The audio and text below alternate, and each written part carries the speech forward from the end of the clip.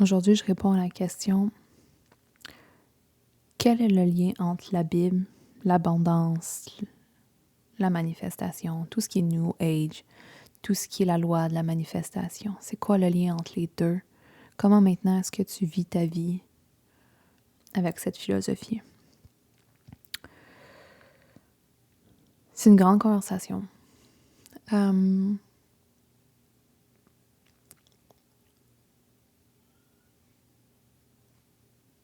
Mais je ne crois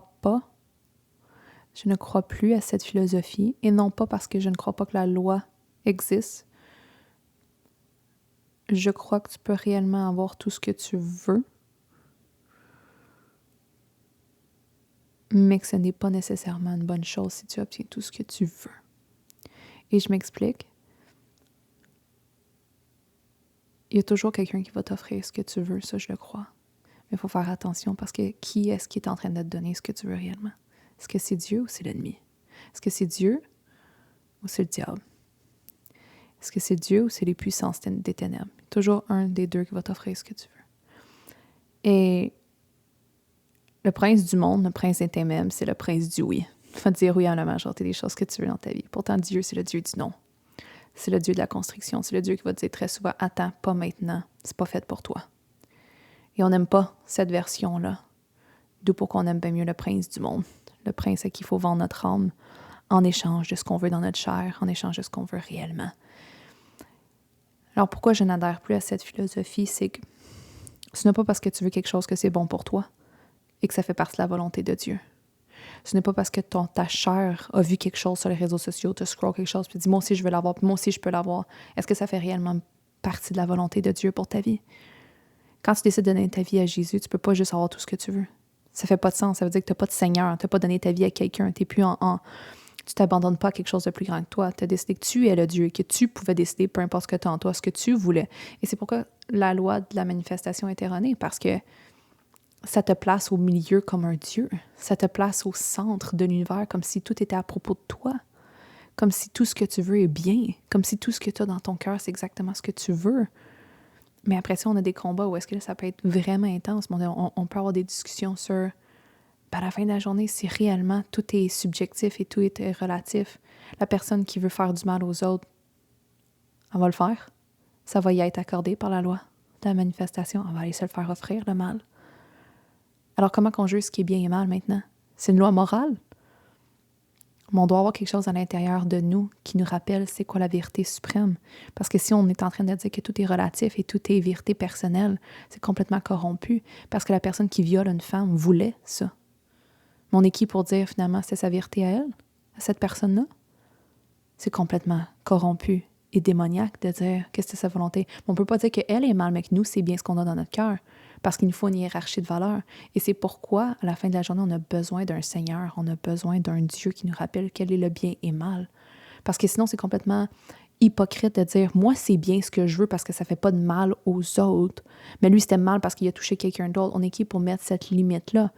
C'est hypocrite de dire « moi, c'est bien parce que c'est quote-to-quote moralement bien ». Et si vous êtes intrigué par ce genre de philosophie-là, les plus belles ouvrages que j'ai aimés qui sont simples, c'est ceux de C.S. Lewis.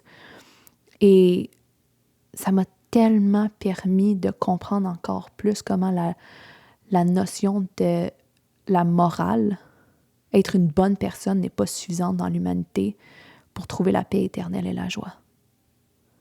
Et de comprendre encore plus pourquoi on a besoin d'un sauveur et d'un Seigneur. Fait que je vous invite à aller voir ça. Mais pour revenir à un lien avec l'abondance et la manifestation, Jésus en parle sans arrêt à quel point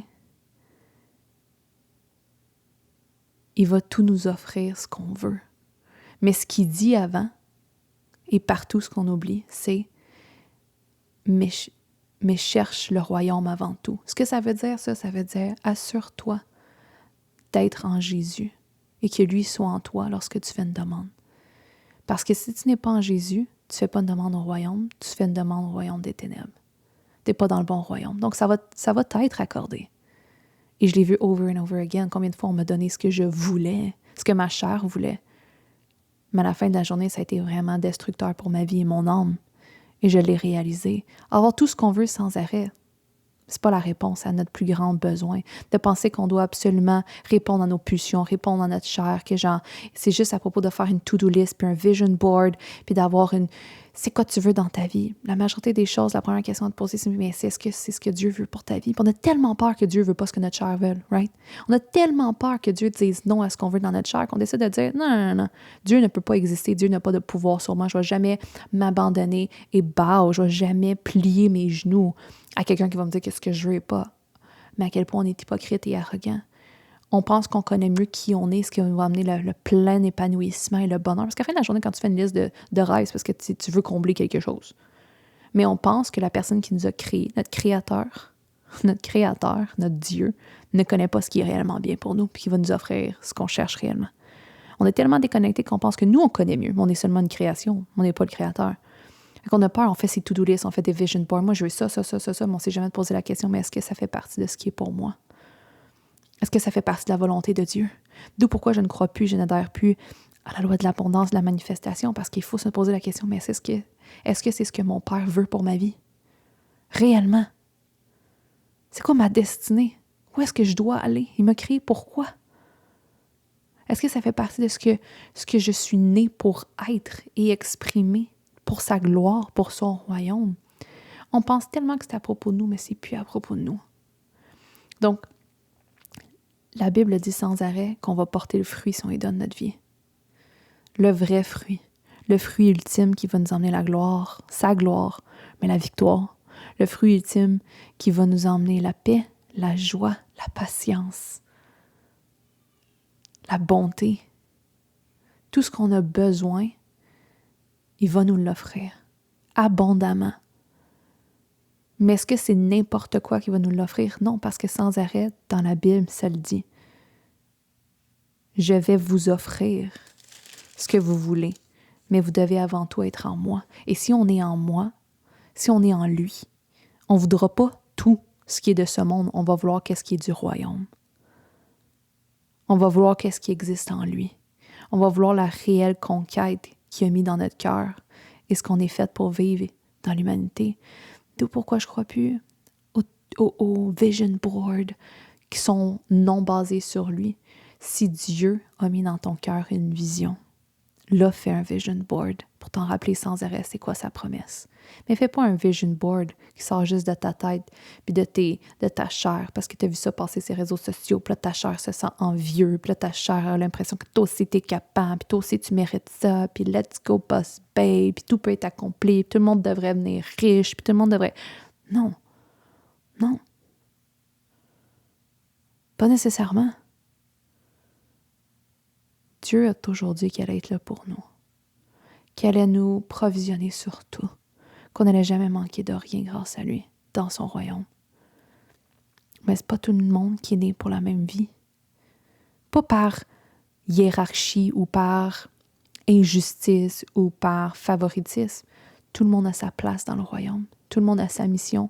Tout le monde a un rôle à jouer. Mais tant et si longtemps qu'on pense que c'est nous qui avons la réponse, puis c'est n'importe quoi, puis suis ton cœur et suis tout ce que tu as dans ta chair,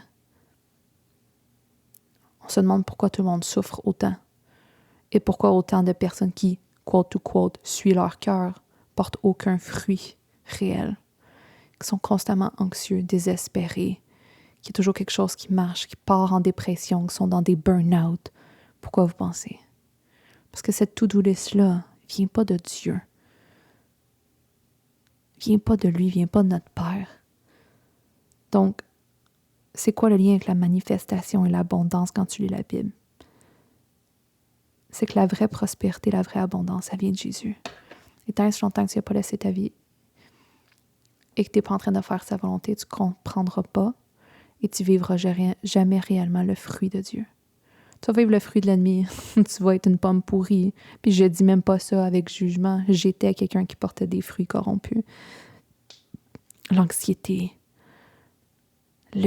Toujours vouloir plus. Jamais quelque chose qui est vraiment nourrissant. Toujours avoir l'impression qu'il faut que tu ailles chercher quelque chose d'autre. Je ne sais même pas par où commencer tellement que c'est plus en moi. Et ça fait plus partie de qui je suis. Mais la tranquillité, la paix, la douceur, la tendresse, le cœur tendre maintenant que j'ai, l'amour de l'humanité, c'est ça la vraie prospérité. Et tant et si longtemps que tu es dans ta chair, tu as complètement peur de Jésus. Tu as peur qu'il va te dépouiller. Mais Jésus, il veut pas prendre tout ce que tu as dans ta vie. Ce qu'il veut, c'est ton cœur, ton esprit. Il veut que tu lui donnes ta vie. Il s'en fout de ce que tu as. Il ne faut pas te demander de tout vendre pour ça. Mais quand tu vas avoir le cœur transformé, tu vas voir à quel point ta vision de l'humanité va complètement changer. Et ce ne sera plus à propos de conquérir l'humanité pour la gloire. Mais ça va être à propos de faire sa volonté. Dans sa totalité. D'être tellement en amour de Jésus que tu ne veux faire rien d'autre qu'être loin de lui. Et être un témoin vivant de sa gloire et son amour. Et que ta vie soit une révérence pour qui il est. Et c'est ça la réelle prospérité. C'est de vivre sa volonté.